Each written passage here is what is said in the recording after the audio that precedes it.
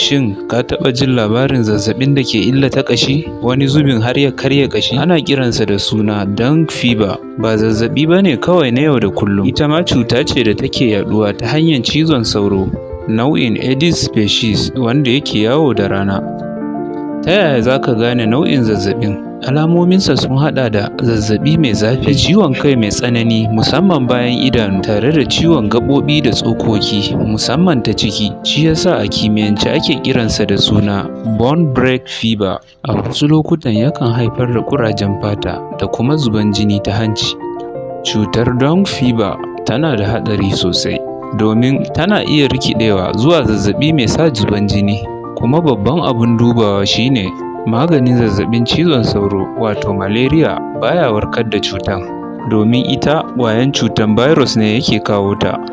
Ta yaya za mu kare kanmu daga kamuwa da wannan cutan?